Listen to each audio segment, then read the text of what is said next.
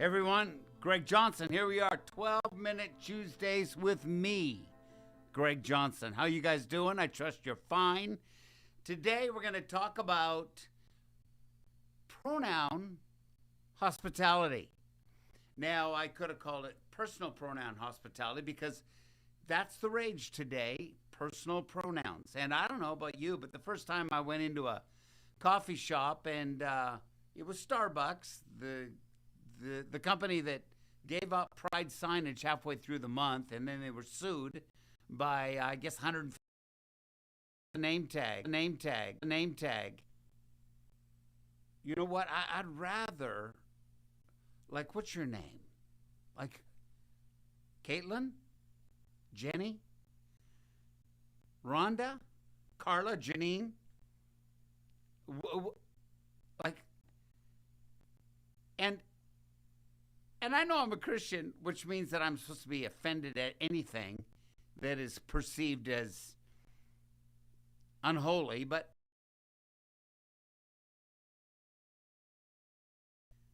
there's something wrong with you telling me who you identify as.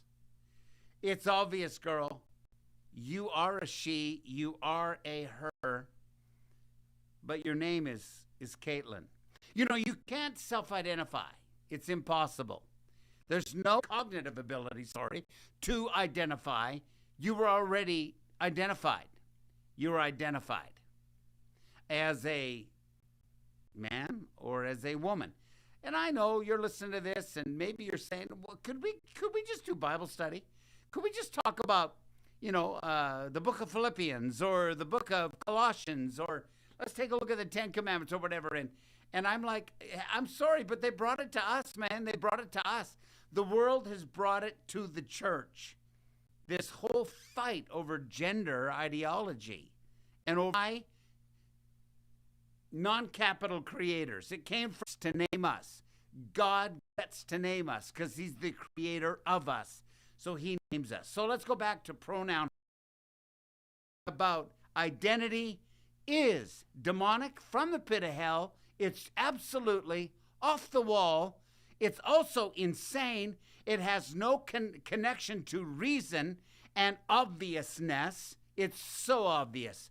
Even people who don't even proclaim Christ are like, this is crazy. Back to pronoun hospitality. The word hospitality is kind of cool because you might think it means to be courteous to somebody else. You might think it means to be courteous to somebody else. And it does include others do. And she was really strong in her beliefs. Today she's a pastor. Is not to be faithful to the wounds of a friend. If you want to be a friend to that person, the best thing you could do is to wound them with truth. Wound them with truth. And let them know, you know what? I'm going to call you by your name if you don't mind. I will never, ever acquiesce to a demonic spirit that demands that I call you by a personal pronoun that doesn't, maybe it lines up with your gender. She, sure. She, sure. Can you believe that? She, her. But I'm not going to do it because I love you more than that. And some are saying, oh, you don't even have, what if it's someone you're just meeting? No, I'm not going to do it. I'm not going to do it, not going to do it. And I'm not going to do it not because I'm belligerent and a righteous publican or a righteous, no, publican, that's not the word, a righteous Pharisee. I'm just not going to do it because it's the worst thing I could do is to accommodate that ideology and that confusion. So there's some stuff I want to say about that. Let me say something about something else. One of my friends posted this online today. He said, just some points of interest. And I know they're going to sound smart alecky, but tough luck. Here goes. Men are not women. Women are not men. ID isn't your reality. Your identification is not reality. Boyfriends and girlfriends are not husbands and wives. So quit living like they are, you guys. Give me a break, man. Give me a break. And then today I read something online about how we are kind of weirdly committed to sexual purity. These evangelical Christians, these Bible-believing Christians, they've got this freakish commitment to sexual purity. And I'm like, hey, yeah, come on. I mean, if we just obeyed God there, if we just obeyed God in the area of sexuality, I was a virgin when I got married at 40. I mean, I know what I'm talking about. You will not die. You will not die. I'm telling you right now, you will not die if you don't have sex. You won't die. You won't die. Sex is like a tuxedo, man. You only wear it on special occasions, and the occasion, according to God's word, is covenant relationship, covenant marriage. Could you imagine if we practiced that? I mean, there would be no Planned Parenthood. There'd be no need for it. Be no need for it, man. Taxes would go down. Sickness would go down. Craziness would go down. Jails would be depopulated. I mean, loving God Christians who were like, oh yeah, we totally agree, except on the pets. I mean, my pet is like a son or a daughter to me. And again, I just have to push back and I have to say, sorry. Pets are animals. Pets are phenomenal. They are absolutely phenomenal, but they are animals. And some say my pets treat me better than humans. Well, yeah, that's because they don't have the capacity to hate you like a human can. Because they don't have the capacity to love you as much as a human can. They just don't have the capacity. They don't have the bandwidth. They don't have 5 bars in terms of image.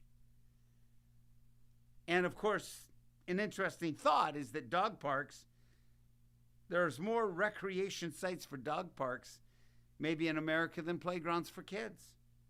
Pet praise and pet pleasure is everywhere. And this is what G.K. Chesterton said, who was famous, known to be a man of phenomenal wisdom. He said this: whenever there is animal worship, there is human sacrifice. Could it be that the worship of pets is ended up in the non-nurturing of children?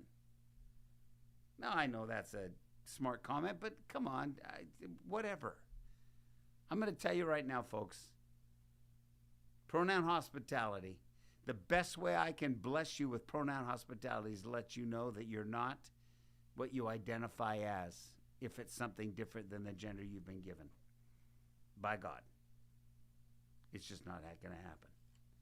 So that's my pet peeve. Well, that goes along with pet praise, pet pleasure. Hey, listen, again, let's love our animals. Let's steward respect towards those lesser than creatures of God. And thank God for them. They have been such a blessing to so many. But when dog parks outnumber playgrounds, that culture may be focusing on the wrong thing. Okay, those are my words for today. Hey, by the way, all this stuff makes sense for 12-year-olds. All what I'm talking about makes sense for 10-year-olds. So don't think they have to be 21 to start understanding this kind of stuff. Start now. God bless you guys. I'm over and out. See you next time. Go to j12.com. You can get some of our merch. You can get God is Good wristbands. You know you can do that. Okay, I'm out.